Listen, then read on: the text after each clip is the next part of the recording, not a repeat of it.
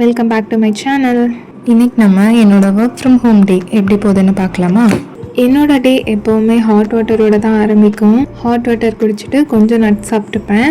இந்த particular day அன்னைக்கு அம்மா லன்ச் ஆல்ரெடி ப்ரிப்பேர் பண்ணிட்டாங்க. நான் பிரேக்ஃபாஸ்ட் மட்டும்தான் ப்ரிப்பேர் பண்ணேன். அவருக்கு ஆஃபீஸ் ஹைப்ரிட் மாடல், ஸோ அவங்க இன்றைக்கி ஆஃபீஸ் போகிற டே. அவருக்கு பிரேக்ஃபாஸ்ட்க்கு தோசையும் கிரேப் ஜூஸும் ரெடி பண்ணியாச்சு. பாப்பா ஆல்ரெடி தோசை சாப்பிட்டுச்சு.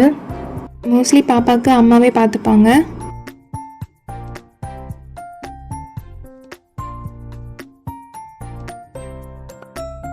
அப்புறம் ட்ரெஸ் மட்டும் செலக்ட் பண்ணி வச்சுட்டா அவர் வந்து அயர்ன் பண்ணிப்பார்.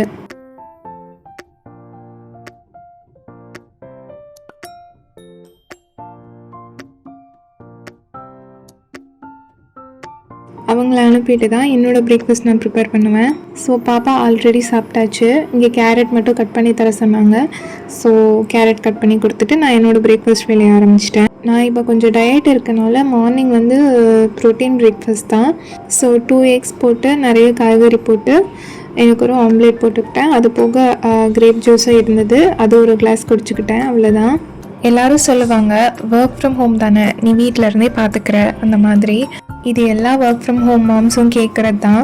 வீட்டில் இருந்து தானே பார்க்குற, உனக்கு பாப்பா பார்த்துக்கிறது ரொம்ப ஈஸி அந்த மாதிரி.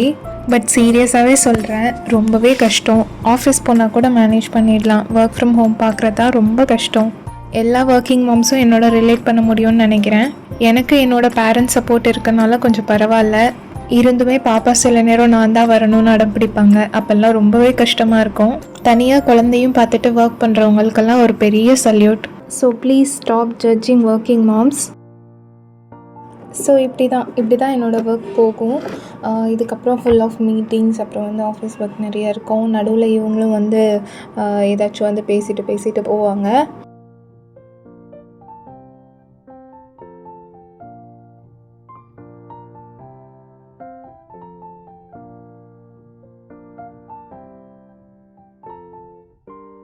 இன்றைக்கி எனக்கு ரொம்ப ஒர்க் ஹெக்டிக்காக போச்சு.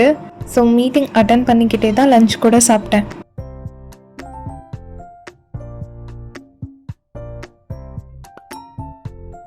ஈவினிங் லைட்டாக எனக்கு பசிக்க ஆரம்பிச்சிது.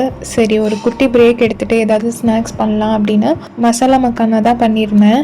இந்த குழந்தைங்க கிட்ட ஒன்று கீழே வைக்க முடியல, எது கீழே இருந்தாலும் எடுத்து ஆராய்ச்சி பண்ண ஆரம்பிச்சிருவாங்க.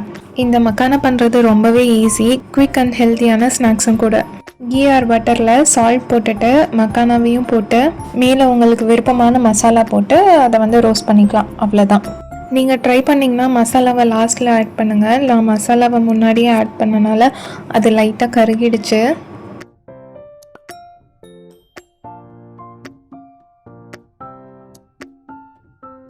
ஃபுல் டேக்கு இந்த ஒரு காஃபி தான் குடிப்பேன். ஐ ஆம் அ காஃபி பர்சன். நீங்கள் காஃபியா டீயான்னு கமெண்ட்டில் சொல்லுங்கள். அப்புறம் அப்படியே ஸ்நாக்ஸ் சாப்பிட்டுட்டே ஒர்க் பார்த்துட்டு இருந்தேன். இங்கே பாருங்களேன், இந்த மேடம் எங்கே வந்து உக்காந்துருக்காங்கன்னு. இதை பார்த்தீங்களா, இப்படி தான் கீழே அடியில் வந்து உக்காந்துக்கும் கால் கிட்ட.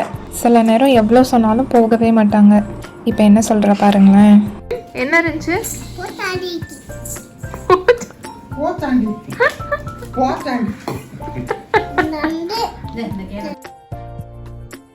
இந்த ஆயில் பாட்டில் பார்த்திங்கன்னா நான் வந்து அமேசானில் வாங்கினேன். ஆல்மோஸ்ட் ஒரு 2 இயர்ஸ்க்கு மேலேயே இருக்கும் வாங்கி. ஆக்சுவலி இது செம்மையாக ஒர்க் ஆகும். நம்ம இது செல்ஃபி பாட்டில் மாதிரி. நீங்கள் வேணும்னா செக் அவுட் பண்ணி பார்த்துக்கோங்க. ஸோ ஒர்க் முடிச்சுட்டு நான் வந்து ஆயில் அப்ளை பண்ணிகிட்டு இருந்தேன். அப்போ வந்து அம்மா தோசை ஊற்றிட்டு இருந்தாங்க பாப்பாவுக்கு. அப்போ மேடம் என்கிட்ட வந்து கம்ப்ளைண்ட் பண்ணிகிட்டு இருக்காங்க. அதாவது அவங்களுக்கு முட்டை தோசை ஊற்றலையா, பிளெயின் தோசை கொடுக்குறாங்க அப்படின்னு சொல்லிட்டு என்கிட்ட வந்து கம்ப்ளைண்ட் பண்ணிகிட்ருக்காங்க. இப்போ இருக்க குழந்தைங்கள்லாம் ரொம்ப ஷார்ப்பாக இருக்காங்க, எல்லாத்தையும் மைன்யூட்டாக நோட் பண்ணுறாங்க. அப்புறம் கொஞ்சம் நேரத்துக்கு அவள் கூட ஒரே ஃபன்னாக போச்சு. அப்புறம் அப்படியே பின்னி போட்டுட்டு போய் குளிச்சுட்டு வந்தாச்சு. நைட் ஸ்கின் கேருக்கு வெறும் ஸ்னைல் மியூசின் மட்டும்தான் அப்ளை பண்ணுவேன். அப்புறம் இன்றைக்கி டின்னருக்கு நிலக்கடலை சட்னி தான் அரைச்சேன்.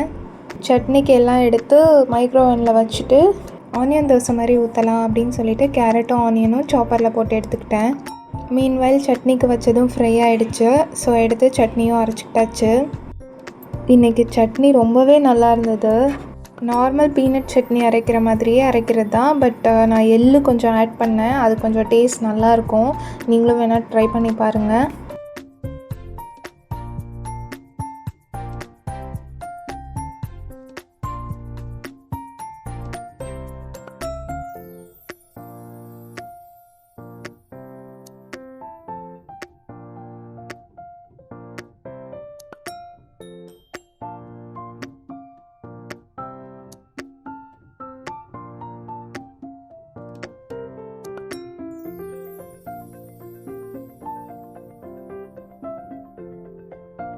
டிவி பார்த்துக்கிட்டே சாப்பிட்லான்னு இங்கே வந்தேன்.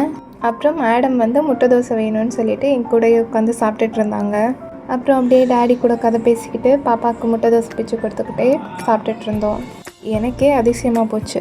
ஆனால் மேடம் இன்றைக்கி தான் வந்து என்னை பீஸ்ஃபுல்லாக உட்காந்து சாப்பிட விட்டுருக்காங்க. இல்லாட்டி கொஞ்சம் நேரம் சாப்பிடுவாங்க, அதுக்கப்புறம் எல்லாத்தையும் பிச்சு போடுவாங்க. நம்ம சாப்பிடும் போது தான் இல்லாத சேட்டையெல்லாம் பண்ணுவாங்க.